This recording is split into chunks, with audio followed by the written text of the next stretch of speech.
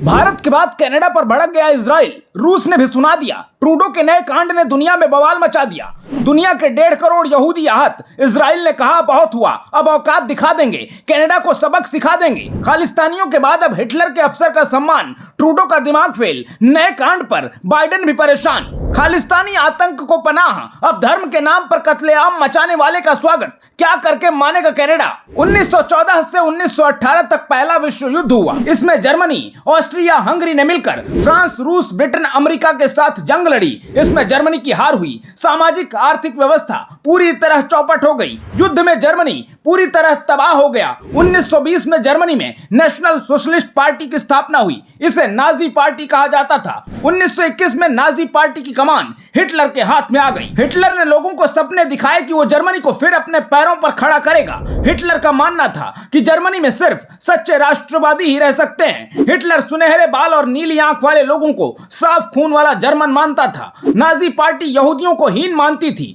उन्हें खत्म करना चाहती थी। हिटलर ने लोगों को समझाया कि यहूदियों को मिटाकर ही जर्मनी फिर महान बन सकता है। यहूदियों को जर्मनी में जड़ से मिटाने के प्लान को अंतिम समाधान कहा गया। इसके बाद जर्मनी में जो हुआ उसे सुनकर आपकी रूह कांप जाएगी। 1933 में हिटलर जर्मनी का चांसलर बन गया और कुछ महीने बाद ही उसने यहूदियों को मिटाने की योजना पर काम शुरू कर दिया। यहूदियों पर तमाम तरह की पाबंदी लगा दी। उन्हें जर्मनी से निकाला जाने लगा।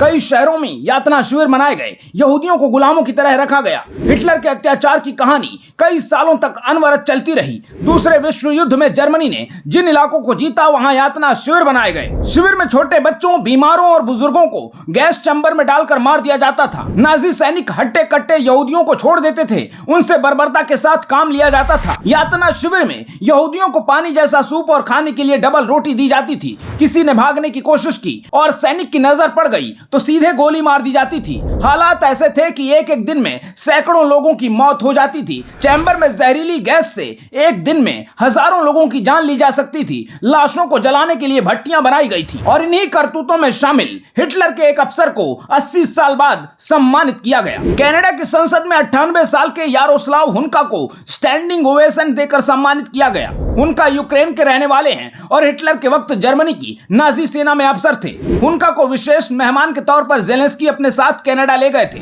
98 साल के बुजुर्ग को सामने रखकर जेलेंस्की महफिल लूटना चाहते थे। कनाडा के स्पीकर एंटनी रोटा ने उन्हें कनाडा और यूक्रेन का हीरो कहा। कनाडा की संसद से नाजी सैनिक के सम्मान की तस्वीरें सामने आते ही बवाल मच गया। कनाडा चारों तरफ से घिर गया। एक तरफ खालिस्तानी के बचाव में उतरे ट्रूडो से भारत सबूत मांग रहा है तो दूसरी ओर रूस ने कनाडा के नाजी सम्मान पर जवाब मांग लिया। रूसी राष्ट्रपति पुतिन ने कहा, हम तो शुरू से कह रहे हैं कि यूक्रेन नाजी विचारधारा का केंद्र बन चुका है। यूक्रेन से नाजी विचारों को मिटाने के लिए ही रूस को मजबूर होकर सैन्य हमला करना पड़ा है। रूस के बाद ही यहूदी देश इजराइल में लोग ट्रूडो की हरकत से आग बबूला हो गए हैं। हर तरफ से घिरने के बाद ट्रूडो और कनाडा के स्पीकर ने सार्वजनिक तौर पर माफी मांगी। दरअसल भारत से सीधी टक्कर लेने के बाद ट्रूडो सरकार किसी तरह जान बचाती फिर रही है तो दूसरी ओर अपनी बचकानी हरकत से ट्रूडो ने फिर एक नई मुसीबत मोल ले ली है, जिसके बाद कनाडा के करीबी पार्टनर देश ही साथ छोड़ने लगे हैं। एक हफ्ते के अंदर ट्रूडो के 2 कारनामों ने कनाडा को घनघोर मुश्किल में डाल दिया है। अब ऐसे में ट्रूडो की राजनीतिक समझ पर ही